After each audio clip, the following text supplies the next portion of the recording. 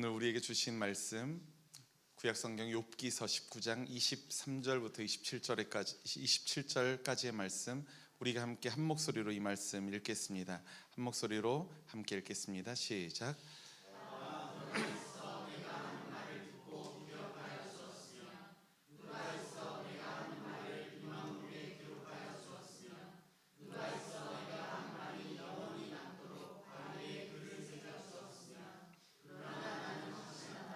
내 구원자가 살아계신다. 나를 돌보시는 그가 땅 위에 우뚝 서실 날이 반드시 오고야 말 것이다. 내 살갗이 다 썩은 다음에라도, 내 육체가 다 썩은 다음에라도 나는 하나님을 배울 것이다. 내가 그를 직접 뵙겠다. 이 눈으로 직접 뵐 때에 하나님이 낯설지 않을 것이다. 내 간장이 다 녹는구나.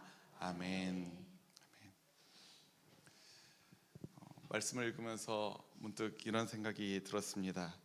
우리가 말씀을 많이 읽을 텐데 그 주중에 그 주일에 나눌 말씀 본문을 읽으면서 맨 마지막에 있는 구절이 내 간장이 다 녹는구나 라는 구절로 마치는 말씀 진짜 없겠다 라는 생각이 드네요. 내 간장이 녹는구나.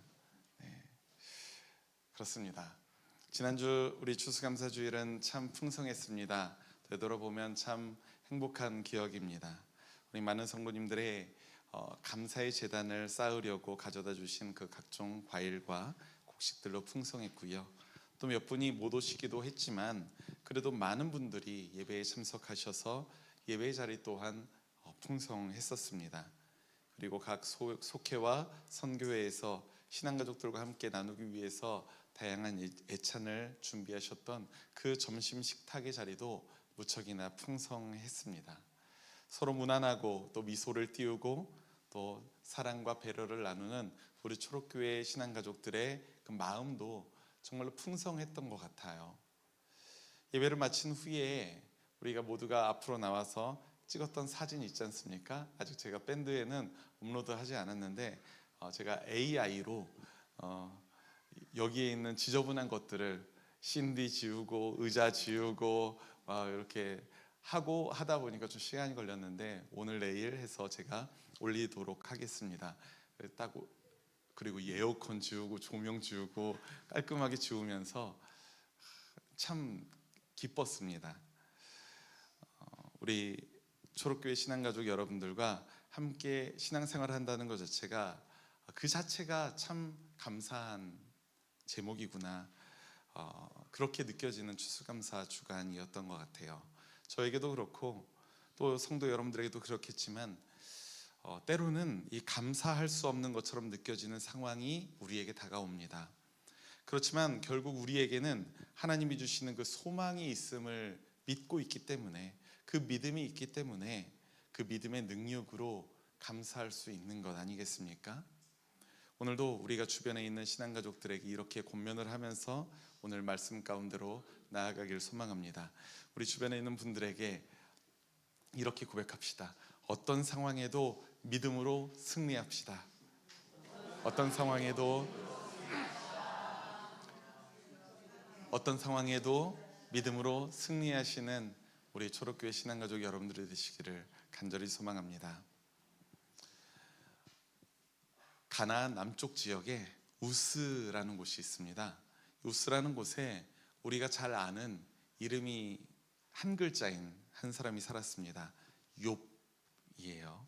욥이라고 불리는 한 사람이 살고 있었는데요, 성서학적으로 보면 이 욥이 사실 역사적 인물이라고 여기는 성서학자들은 거의 없습니다. 이 욥기서 전체의 말씀이 하나의 문학 장르로 여겨지는 경우가 많이 있어요. 성경에는 그런 장르가 있습니다. 욥만 특별한 게 아니라 시편도 시이죠. 욥기는 하나의 메시지를 전하고자 하는 문학 장르로 성서학자들은 대부분 여깁니다. 근데 어떤 분들은 욥을 역사적인 인물로 여기는 사람들도 있어요. 성서 해석자의 견해 차이인 거지 사실 메시지의 차이는 없다고 봅니다.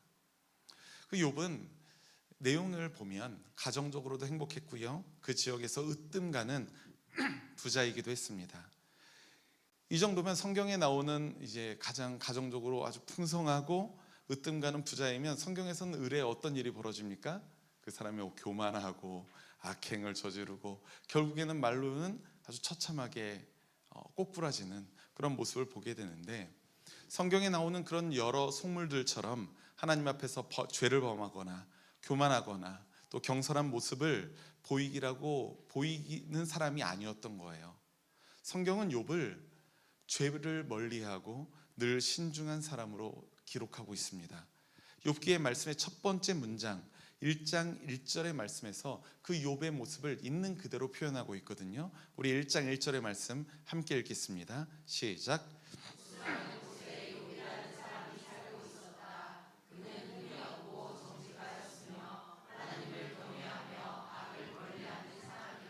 아멘. 그는 흠이 없고 정직하였으며 하나님을 경외하며 악을 멀리하는 사람이었습니다. 여기서 우리가 알 수 있는 것은 욥이 기본적으로 좋은 사람이었다는 것이고요, 신실한 신앙인이었다는 겁니다. 욥기 전체의 말씀은 이 욥이라는 한 사람의 인생 속에서 겪게 되는 하나의 이야기로 구성되어 있습니다.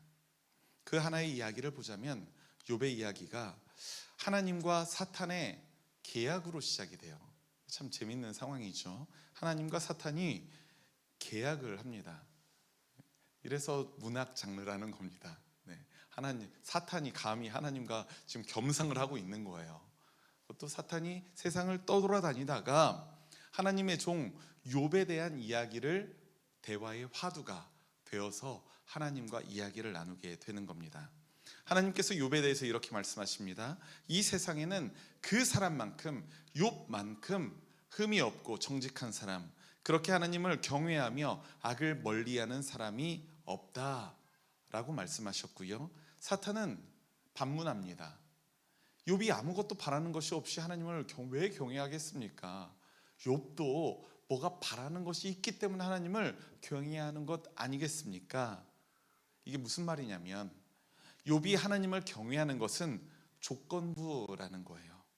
하나님께서 그동안 그에게 복을 주셨기 때문에 그런 거지, 그렇지 않고 하나님께서 욥을 치시면, 욥이 가지고 있는 것들을, 누리고 있는 것들을 빼앗으신다면 그가 하나님을 결국에는 저주하면서 떠날 것이다 라고 지금 사탄은 하나님 앞에서 비아냥대고 있는 겁니다.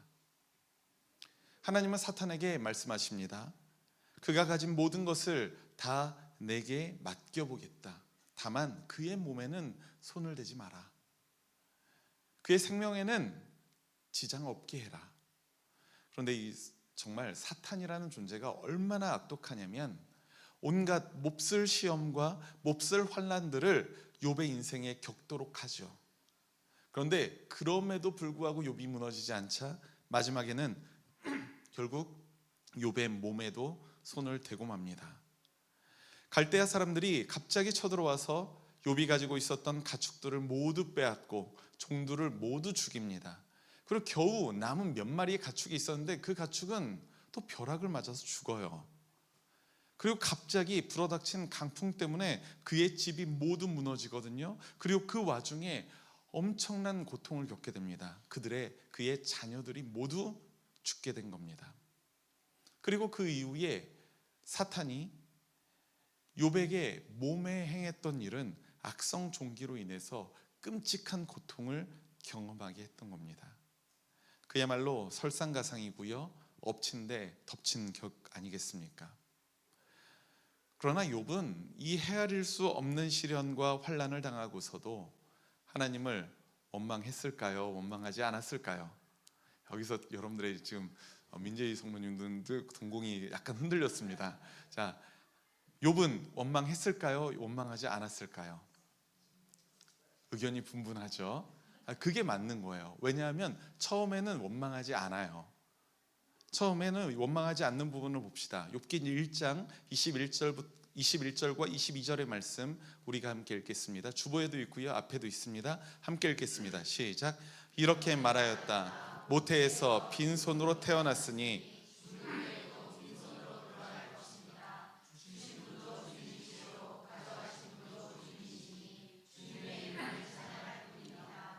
이렇게 욥은 이 모든 어려움을 당하고서도 죄를 짓지 않았으며 어리석게 하나님을 원망하지도 않았다. 아멘. 내가 빈손으로 왔으니 빈손으로 돌아갈 것이다. 주신 분도 주님이시고 가져가신 분도 주님이시니 내가 오직 주님을 찬양할 뿐이다. 그는 어리석게 하나님을 원망하지도 않았다. 그 모습을 보면서 욥의 아내조차 차라리 하나님을 저주하고서 죽는 것이 낫겠소 라고 호소했던 것을 보니까 그에게 닥친 고난은 진짜였습니다. 이로 말할 수 없는 진짜 고통이었다는 것이죠.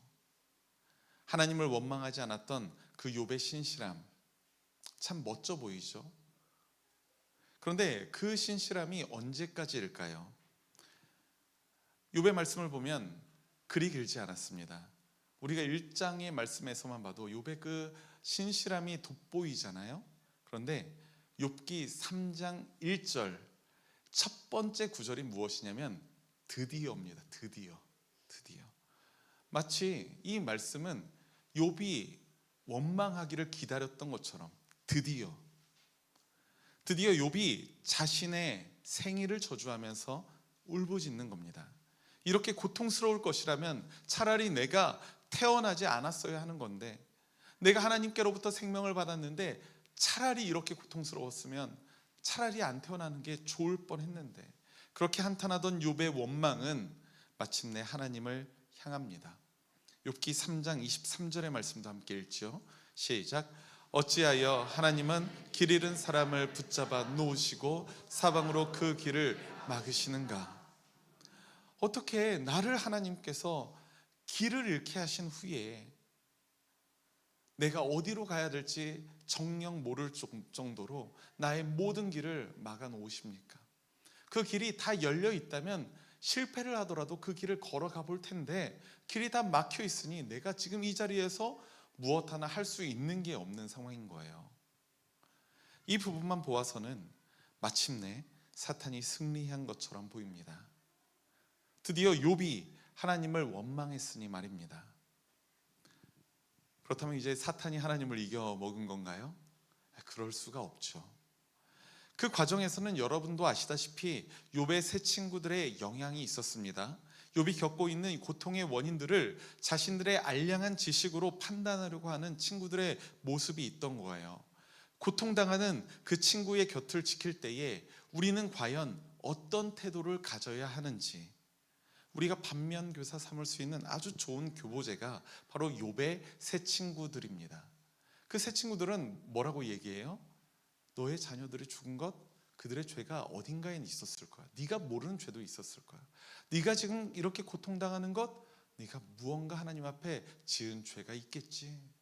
네가 아직 깨닫지 못하는 거 아니야? 그런데 과연 우리 그리스도인들은 그렇게 고통받는 이웃에게 그렇게 입을 놀려야 될까? 그 반면교사를 삼을 수 있는 좋은 교보제가 바로 이 욥기서에 나옵니다. 그리고 오늘 우리가 읽은 19장의 본문의 말씀은 그 세 친구들이 욥의 고통에 대하여 섣부른 해석과 의미부여와 판단을 하는 도중에 나오는 말씀이에요. 그 도중에 욥은 그들을 향해서 토로하는 욥의 진실한 고백이 바로 오늘의 본문 말씀입니다. 그는 견디기 힘든 고통으로 하나님을 원망하기까지 했지만 그는 끝끝내 소망을 잃지는 않습니다. 자신의 구원자 여호와 하나님의 얼굴을 뵙기를 바라고 있습니다. 그런데 저는 한편으로는 그런 생각을 해요. 하나님의 얼굴을 뵙기를 내가 원합니다 라고 지금 욥이 기도하고 있는데, 진짜 하나님의 얼굴을 배우면 그 이후에 하나님을 배웠고 욥이 어떻게 말하는지 여러분들 아시지 않습니까? 욥이 하나님 나에게 고통 주심 다 이해합니다. 그럼에도 불구하고 내가 감사합니다. 이러지 않아요. 하나님을 만나고 욥은 엄청나게 토로합니다. 하나님과 싸울 정도로 토로를 합니다. 내가 왜 이런 고통을 겪습니까? 나는 정녕 이해가 안 됩니다. 납득할 수 없습니다. 받아들일 수 없습니다. 그래서 욥기서 후반부에 보면 그 말에 대응하는 하나님의 말씀도 약간 격양되어 있는 톤이 있어요. 그 부분에 대해서는 오늘 본문의 말씀에 나오는 부분이 아니니까 나중에 우리가 함께 보도록 하고요. 우리가 보면 25절의 말씀 한번 읽어볼까요? 25절 시작. 그러나 나는 확신한다. 내 구원자가 살아계신다. 나를 돌보시는 그가 땅 위에 우뚝 서실 날이 반드시 오고야 말 것이다. 아멘. 자, 우리가 돌이켜 생각해 보면 1장에서는 욥이 결코 어떠한 고난에서도 하나님을 원망하지 않았죠. 근데 3장에서 드디어 하나님을 원망합니다. 그런데 오늘 19장의 말씀에서는 뭐라고 얘기해요? 내 구원자가 살아계신다. 나를 돌보시는 그 하나님께서 땅 위에 우뚝 서실 날이 반드시 오고야 말 것이다. 그의 원망에는 무엇이 담겨 있습니까? 그럼에도 불구하고 소망이 있음이 담겨져 있다는 사실이에요. 욥은 확실한 소망을 갖고 있음에도 여전히 고통스러운 인생에 대한 정답은 알 수가 없었습니다. 그럼에도 불구하고 하나님을 원망함에도 불구하고 하나님께 대들고 싸움에도 불구하고 그는 결코 하나님을 떠나질 않는 거예요. 사탄과 하나님의 내기는 무엇이었습니까? 욥이 하나님께서 욥이 가지고 있는 모든 것을 빼앗으신다면 욥이 결국에는 하나님을 저주하고 원망하고 하나님을 떠날 것이다 라는 거예요. 절반은 맞을지도 모릅니다. 욥은 하나님을 원망합니다. 하나님께 대들고 싸웁니다. 그럼에도 불구하고 욥은 결코 하나님을 떠나지 않습니다. 하나님 앞에서 하나님과 싸우고 있다는 거예요. 저는 이것을 왔다 갔다 하잖아요. 지금 욥이 뭔가 잘못된 게 아니라 흔들리고 있는 모습이, 이 욥의 모습이 자신이 겪고 있는 이 고통과 고난 사이에서 흔들리고 있는 모습이 정말로 우리들의 모습과 닮아 있진 않은지 우리가 돌아보았으면 좋겠습니다. 성도 여러분, 우리의 인생에는 참 어려운 질문들이 많습니다. 그 중에서도 왜 착한 사람에게 나쁜 일이 생기는가? 이런 질문에 답하기는 너무나도 어려워요. 사람들은 자신이 편한 대로 답변을 하기도 합니다. 인과응보라고 말합니다. 고난과 시련은 죄의 결과이고 잘 찾아보면 네가 모르더라도 천벌을 받을 만한 짓을 네가 했을 거라고 쉽게 판단을 합니다. 그리고 스스로도 그렇게 생각하면서 죄책감을 갖죠. 욥의 3명의 친구가 바로 그러한 태도였습니다. 그런 사람들은 꼭 이런 말을 덧붙여요. 이런 시험과 고통은 당신에게 올바른 것을 가르치기 위한 것입니다. 물론 저는 고난이라는 것이, 고통이라는 것이 때로는 하나의 훈련이고 연단이고 그리고 교육으로 받아들일 수 있다고 생각을 합니다. 사실 제가 어제 설교 준비를 하기 전에 작성했었던 11월 달 속회 모임 자료에서 그 부분이 나와요. 때로는 시험과 유혹이 우리의 연단이 될 수도 있습니다. 훈련이 되고 훈계가 되고 조언이 될 때가 있어요.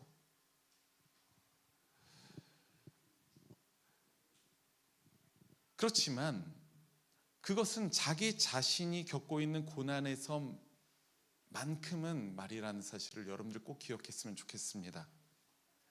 남이 겪고 있는 고통의 현장에서 고통의 원인과 결과를 우리가 함부로 판단하고 운운하는 것은 이거 정말로 잔혹한 폭력이 될 수 있음을 여러분들 꼭 기억하시기 바랍니다.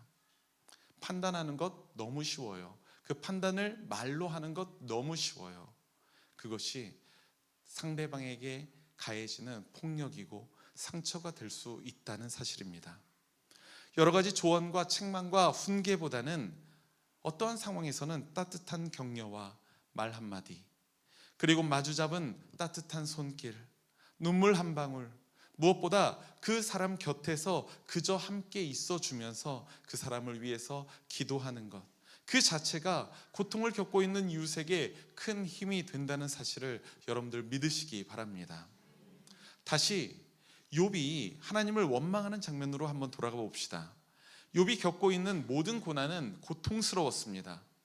그러나 그를 더욱 고통스럽게 만드는 것은 무엇이었냐면, 내가 평생을 흠없고 정직하게 살아왔으며 하나님을 경외하고 악을 멀리하면서 살아왔는데 왜 내가 이런 참담한 고통을 겪어야 하는지 자신이 스스로 전혀 납득할 수 없었다는 거예요. 그것이 너무나도 힘들고 괴로웠을 겁니다. 하나님조차 욥이 납득할 수 있는 그 답변을 해주실 수 있으셨을까요? 해주셨으면 참 좋았겠죠. 그럼 욥이 이제 알겠습니다. 하나님의 계획과 섭리를 이제 알겠습니다 라고 했겠죠. 근데 욥기 마지막까지 그런 이야기가 나오지 않습니다. 오히려 욥기 후반절에서 하나님이 격양되어서 답하시는 부분을 보면 이런 거예요.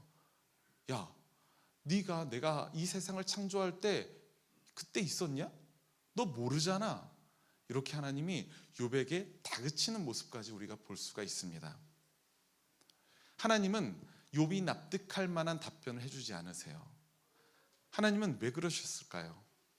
욥의 간절한 절규를 하나님이 듣지 못하셨던 걸까요? 우리가 살아가는 동안 마주하게 되는 고통은 어쩌면 이유 없이 닥쳐오는 사고와도 같습니다. 원인을 찾을래야 찾을 수가 없고요. 그저 무기력하게 우리가 마주하면서 아파해야 하는 수밖에 없는 경우가 우리의 인생에는 너무나도 많이 있다는 겁니다. 달리 말하자면 그런 게 인생입니다. 영원히 살 수 없는 우리 인간의 인생은 유한해요. 제한이 있습니다. 한계가 있습니다. 본래가 모호한 것입니다.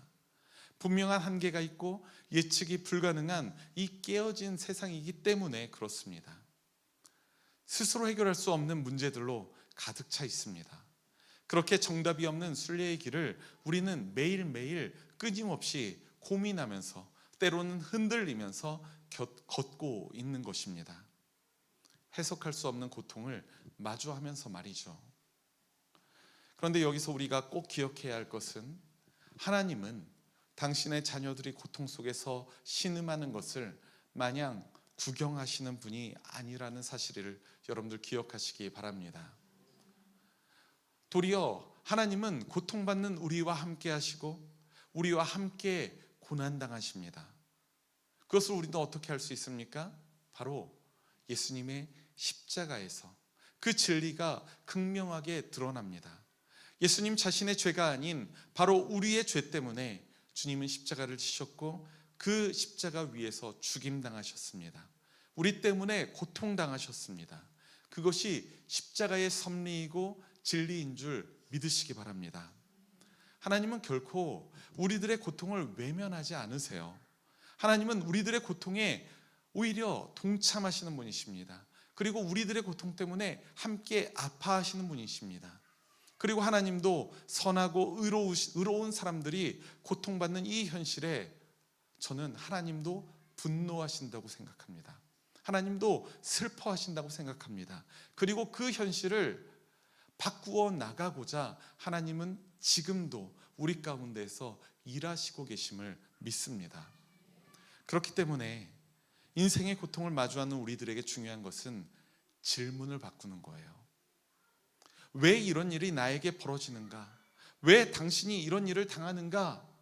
그 이유와 의미를 질문하는 것이 아니라 이제 이런 일이 벌어졌으니, 이러한 모호한 인생 속에서 내가 이런 일을 당했으니, 이런 고통을 내가 당하고 있으니, 자, 이제 우리는 어떻게 해야 할까?